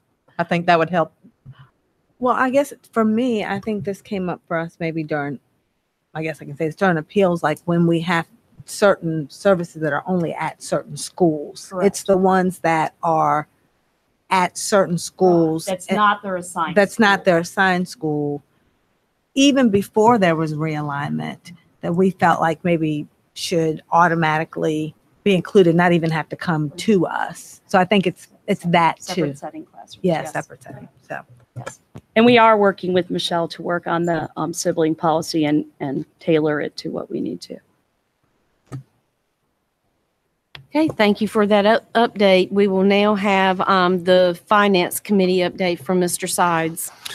Thank you, Madam Chairman. The Finance Committee met on January 23rd here in this very room. Several items of discussion. We, as staff, reviewed the information involved in the executive summary, operational follow-up review of finance, human resources, and risk management, which was distributed by finance department to each individual board member, as well as the finance committee. We did not review all the specifics of the recommendations, but I will note that this report actually was started in 2013-14, and a review was ordered this last fall by finance as a follow-up, which was completed in December of 2017. The report, in summary, mentioned that recommendations made in 2014 had yet to be implemented and listed various opportunities for implementation to streamline our operations and review policies and procedures in the finance, human resource, and the risk management department. The finance committee asked for a follow-up from staff as a report of suggestions which have been implemented, timetables for implementation of other recommendations, and this to be a ongoing item for the finance committee to consider. We also talked about the fund balance that staff has previously presented to the committee and the board of some $5.7 million. These funds flow to the school system from the county fines and forfeitures and alcohol taxes. And the thoughts of the committee were to not make any decisions immediately as far as the amount to be, an appropriate amount to be held in reserve until we get a little closer or involved in the next fiscal year budget process. And one caveat to that is the Strategic Planning Committee will be looking at a possible need for funding for additional Chromebooks, and I don't believe they have met yet to discuss that. I don't correct. Okay. Staff also provided information to confirm the cost of the school system in next year's budget for the full implementation of HB 13, which you'll recall calls for smaller class sizes in our K through 3 elementary grades. As it stands right now, with the intent of the implementation of the law, would require an additional 64 teaching positions, which, including the costs of establishing the new classrooms of some $4 million, which would have to be part of our local operational funding request from the county. We still have hopes that the legislature will address this issue and help everybody out, as it's an issue that continues to cause concern to school systems throughout the state. We also discussed what I'll refer to as true-up funds. In your county, when they do their budget process, they make projections of income through your property tax revenues that they will receive, and a function of how much they think they will collect of those projected funds. If the funds in actuality come in higher, in other words, more revenue comes into the county than their initial projections in their budget forecast, school system gets 44.5 cents for each dollar of income. And the difference between what was forecast and the actual numbers is what we refer to as true up. And staff has been working in contact with the county finance staff, and those proceeds in true up funds to the school system are projected at $3,145,000 and change. And the question was put, which was referred to the facilities committee, to request any capital projects that may be time sensitive, to request an early release or loan or advance. It's kind of like your son or daughter coming to you and trying to get an advance on their allowance. Because of there are certain projects, as you can imagine, are only the opportune time is to complete those projects while the kids aren't in school. So you have a window during the summer, but if, as in past, they actually appropriate those funds as part of the new fiscal year budget, which would mean we would only have access after July 1, where our summer is almost 2/3 of the way finished. So if we could, the county would agree to fund these projects early before the end of the current fiscal year, we could make arrangements for design, acquisition, and installation of the projects. And and Kathy, jump in here, at the facilities committee meeting this afternoon, 3 projects were identified, 2 at Western Union and 1 at Indian Trail, which I would like to offer as a motion that we formally request of the county these specific projects be funded at the earliest appropriate moment against our balance of the true-up funds, so that staff can begin the process of design, bid, and setting up a construction or repair schedule. And that was the result of the request from the finance committee to move on those funds.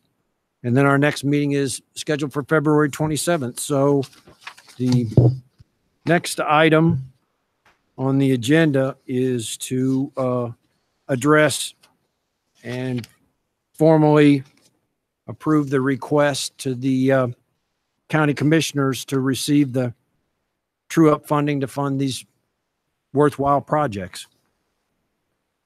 And Kathy, do you want to talk about the specific projects at Western Union Indian Trail that facilities worked on? Sure.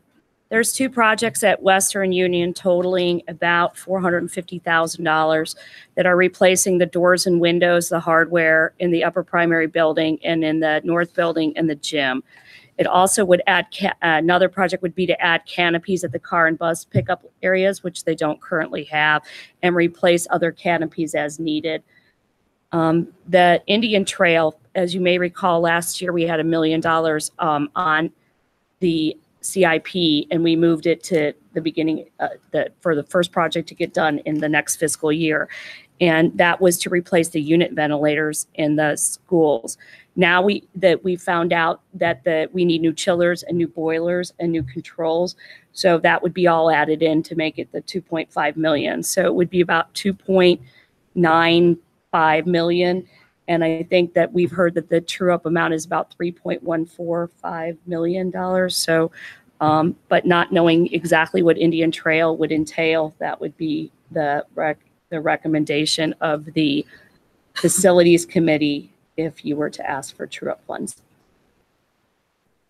So let me reiterate, this is not going to the county and asking for additional funding. This is money that we will receive. It's just that the timing in the past has been at the beginning of the new fiscal year, July 1.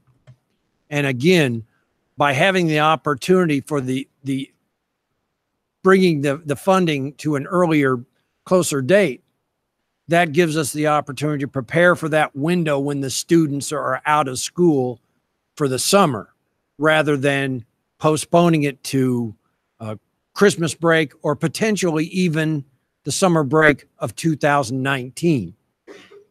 If anyone, to get the ball rolling, I will offer a motion. This was not specifically discussed with these options in the finance committee, so it will require a second. But I will offer a motion that we make a request of the Board of County Commissioners for the advance of funding adequate up to 3.1 million to fund these needed capital improvements and repairs. I would like to discuss this a minute, Mr. Sides. What I heard you say, we're going to hold the unbudgeted funds for several months. Well, hold on. We need a second first. Is that right? We need a second, Mr. Ray, to Okay. begin a discussion. I'll second it. Okay, thank you very much. All right. If we were to ask the commissioners to be able to use some of our unbudgeted funds to do this with, and then replace the money we took out of unbudgeted funds July 1, we would accomplish the same thing, but we would not be breaking protocol with what they told us last year, wait till the time and you get the money. I think it just shows better financial management if we use what we have with the understanding if they let us take it out of unbudgeted funds, we'll put that 3.1 million back in there and replace it. Believe you're referring to using fines, the fund balance from the fines and forfeitures and liquor tax of some 5.7 million, and using those. Well, part of that, those funds. Well, part of Is that's that what you're saying? 2.7 million that we moved from laptop purchases to charter school payment that never got used.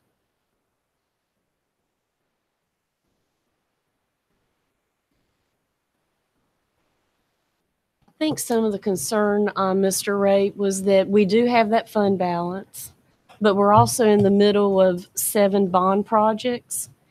And we were trying to hold on to that fund balance for bids that are coming in to begin that work, in addition to the 3 projects that have been named tonight. And so if we know that the county is going to be sending us the true up funds, that's why we felt like it might be a better option to ask for that advance now and not touch our fund balance that we may need for these bids that are coming in on the bond projects. But we won't need them before July 1. I mean, we won't even be bidding a few of them till, I hear them say May. But we do have to commit the funds, and we're also waiting on strategic planning, transportation, and technology to look at laptops that we need for EOG testing, and we're going to use some of that fund balance to take care of that before May, so that the IT department can have those ready for student testing this summer. So.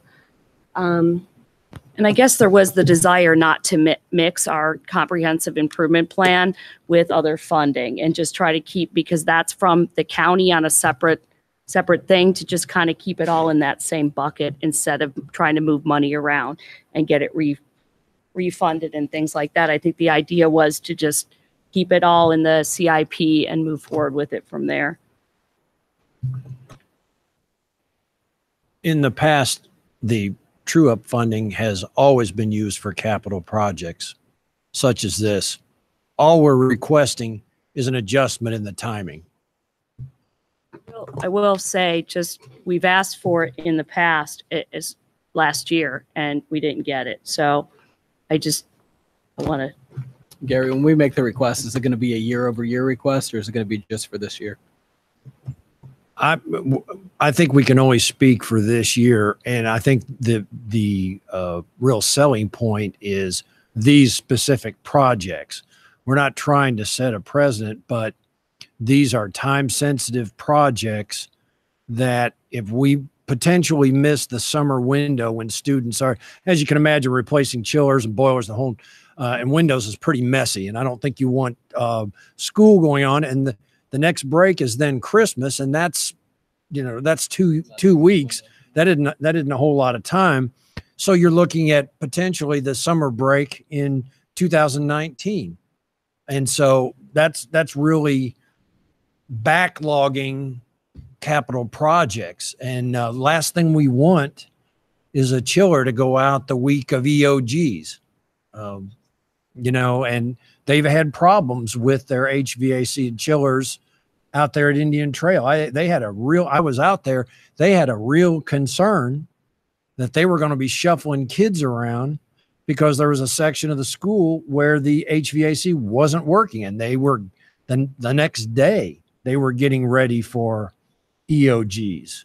And I think that's the last kind of distraction we want, especially if we can do a simple change in timing and make this happen. Well, I understand the urgency of these projects. I guess my request is, if the purpose of the CIP funds is always for capital improvements, every year we're going to be in this situation where we want the work to happen over the summer. So I don't know if it's truly a shift in calendar where we're asking for a year over year because of that purpose, or if it's just something we want to do for this year. So something to consider. I think it makes the most sense for the purpose of the funds. Well, let's get over this first hump, and then if we can come to an agreement with the county on this, and they agree to some parameters, if you will, that's a serious situation where it would make sense to do it in the future again, as long as it met those parameters, I'll be glad to go back again and make another case. I think these projects for this year are certainly worthy of making the effort this go around. Okay, so this is February. Will this give us enough time to present this to the county commissioners if they approve it, their next meeting, which is in 2 weeks, to get bids out, get them back and scheduled before or right at the end of the year? Will that give us enough time? We discussed that in facilities, and we believe so. Yes, we in fact picked projects that we thought could do it. One of the reasons that the Western Union things are on there, or we're going to be doing stuff over the summer at Western Union. The other wing of the building is getting all new stuff. We're part of the bond project is going to be working on. So it was trying to bundle the entire thing together and put it there. Yes. And the issue with we've known all along that we need to take care of the ventilation issue at Indian Trail, but this thing with the chiller and the and the boiler just came up, and they thought it would be a good time to get the bid for that all together. But yes, we specifically at what finance and Gary asked for was specifically, we want to know if there's projects that could still be done this summer if we got the funding for them. And let's keep in mind too, this is 2017 tax dollars that are there that have already been collected. So the money's there. We're just asking to have it sooner to fit into the 10-week window when kids are not in the schools. So we're not asking for something that the county doesn't have. They've already collected the 2017 dollars, and we just want to get going sooner rather than later. Well, anytime you do work inside the school, it's a disruption to learning. You know, some of these projects, the high school projects, they're all outdoor tennis courts to be added. That's not going to impede learning. But the inside, those projects are not part of the request. It's just the top three. No. I'm just saying on this sheet. You know, some of them are, you know, replacing this ceiling tiles, you know, even though, you know, we can probably do that on a Saturday or over a weekend or a break. Those aren't major construction like these are. And plus, just past experience, ordering new chillers and boilers is not something that you can go and pick up at Lowe's. They have to be special ordered, and it can take months for those to come in. And fortunately for us, this is something that we've been wanting to do for a year now, and we had to, you know, kick it down the road a little bit. But now we're here and we have to do it. The other items that you see on the list will be part of the CIP in the coming year, in the fiscal 19. But those aren't inside class. Correct. Some of them aren't inside Some class. of them are not, right, correct. The high school projects were outside classrooms.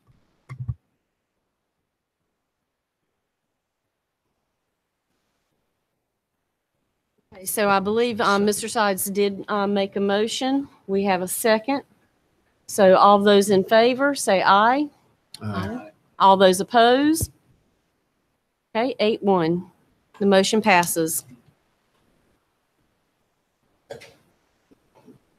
Is it the one who makes the motion gets the ask? That's exactly right. That's what I was thinking.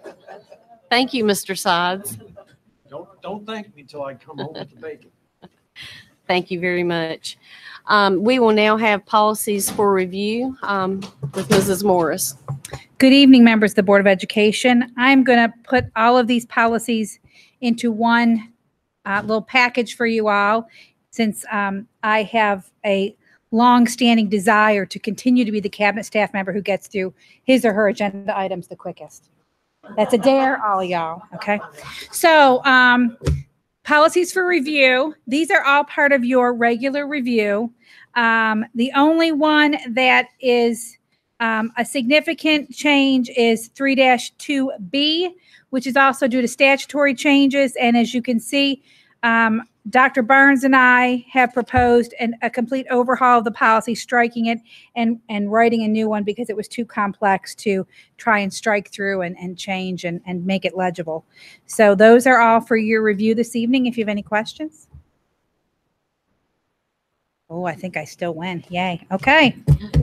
Move along.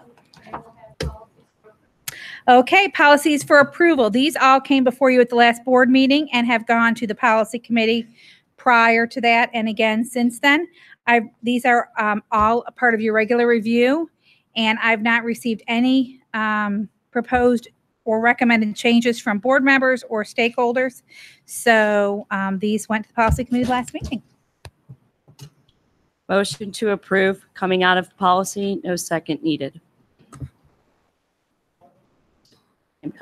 Yep, it's one dash. I'll read through 1-6. We want to keep her winning her whatever. Yeah, I know. I'm going to get a prize. I might get, prize from Dr. Houlihan.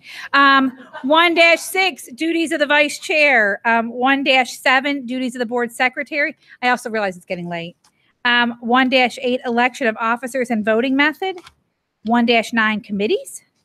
1-20, sectarian activities and union organizing, and that one has been proposed to be struck.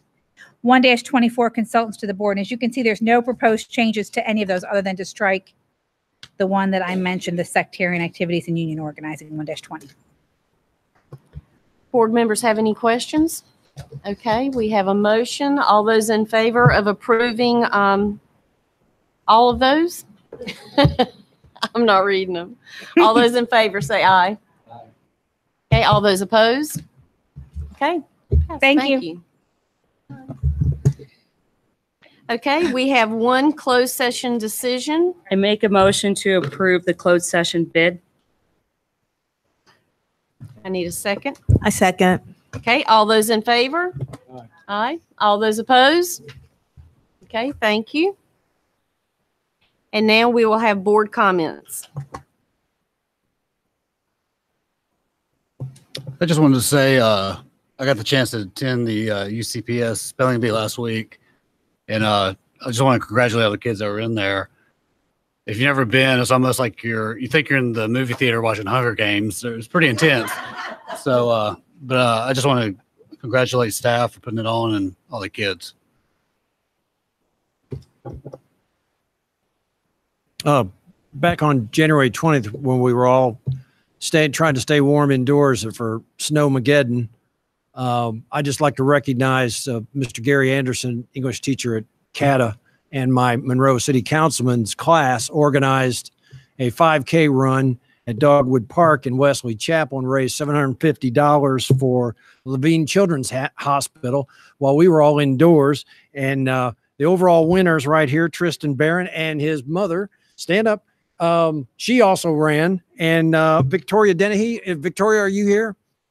She won girls. So appreciate it.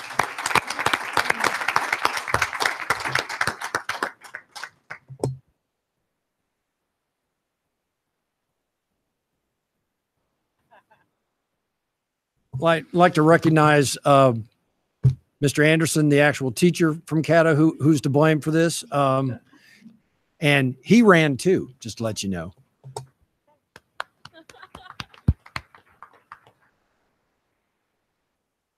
I had the opportunity to attend the public school forum for Beginning Teacher Leadership Network this Saturday. Had a remarkable teacher out of the Weddington cluster, Heather Layton, who has been a teacher for over 20 years, who is mentoring new teachers in our school district.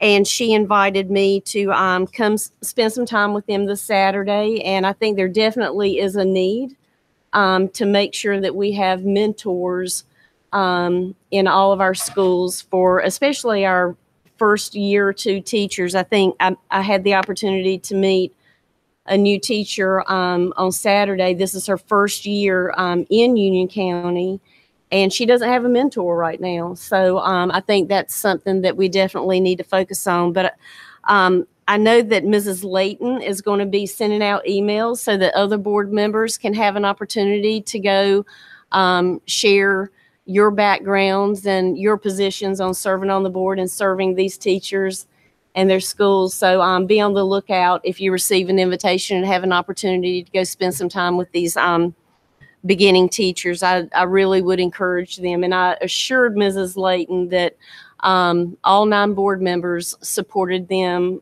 110% and that you would be looking for her invitation. I would also like to thank our 18 community members who completed the Citizens Advisory Committee, a very long 8-month process. We had over 89 parents from across the county this time last year who sent in an application expressing their desire to serve on this committee. And I think that if they knew then what they know now, they may not have sent in an application, but they have endured a very long, intensive 8-month process. And I want to commend those 18 individuals for voluntarily serving Union County Public Schools in such an enormous responsibility. I would like to thank Vic Weaver from the Union County Sheriff Office. He is a North Carolina Sheriff Chaplain assist through the North Carolina Sheriff Chaplain Association.